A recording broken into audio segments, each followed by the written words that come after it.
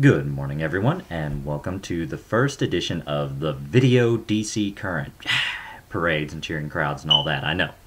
I'm Damon Caskey, thus, DC, and with a lame little play on electricity, you get DC Current. How sad is that? With me is my lovely German Shepherd assistant, Cammy, and a smoke detector that really needs its battery changed and will probably chime in about 5 or 6 times before this is over. It is about 6:30 on a lovely Thanksgiving morning, and because of that, I'm going to jump right into giving thanks. Oh, and being that it is early in the morning, am I not perfectly dressed and groomed to make a first impression?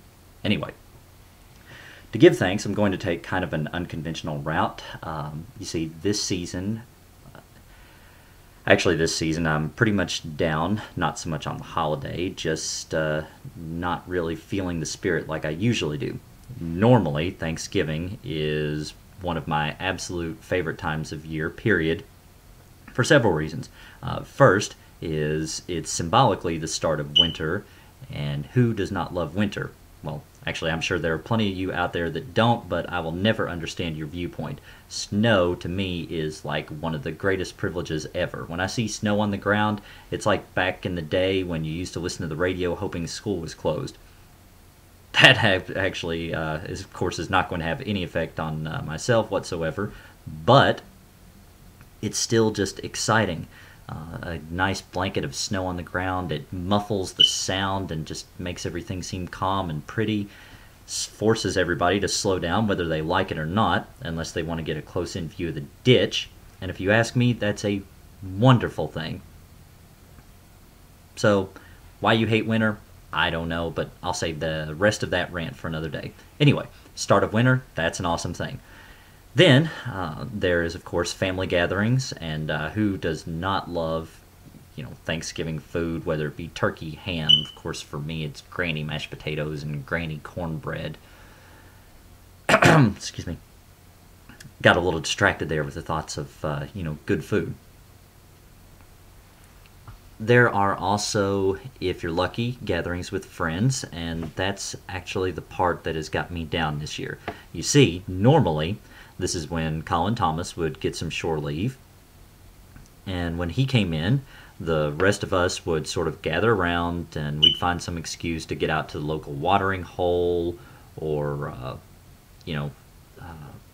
just sit around the house and, yap, and he'd regale us with cool war stories. Or we go out in the woods. I remember in 2004, there was practically a class reunion at Pasquale's. Pretty much everybody from 95 showed up there, and we all just sort of sat around for a couple hours and, had a miniature reunion. Those things, however, are pretty much gone. As anyone who would know me personally is aware, Colin Thomas was killed in Afghanistan last August. So, yeah, I've pretty much beaten that horse to death, so I'm not going to, go into the, Colin Memorial thing again. After a while, it starts to make it more trite than anything else. So, I'm going to move instead on to sort of the ripple effects. With him gone, there really hasn't been any, excuse to gather up all the friends, so that is pretty much gone. And it's not just Colin who's left us. Eddie Thomas was killed in the Pentagon during 9/11, and as part of a different sect of friends, Leslie Blevins lost her battle with cancer, fairly short time ago. So, the holiday season has kind of become a reminder of not really bad things. It just kind of brings to the forefront some missing puzzle pieces, as it were. However, that said, it actually, if anything else, makes me more thankful. Yes, Cammy, I know. It's awful laying around, isn't it? Anyway. Actually, Cammy makes a great point, laying next to me here, as to why it's a good day to be thankful.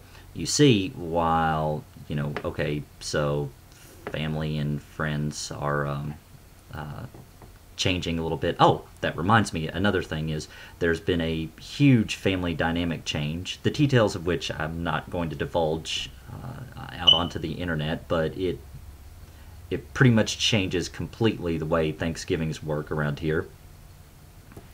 Again, though, that's just something you get used to.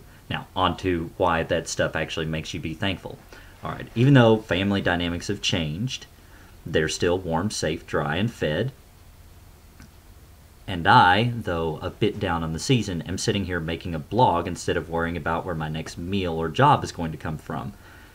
And that's, to me, enough of a reason to be thankful, well, then, I guess, comparatively to anything else. I mean, if you can sit around and wonder, well, where have my friends gone? Or, think about things that have, I guess, back up here a little bit because I've rambled myself into a tongue tie.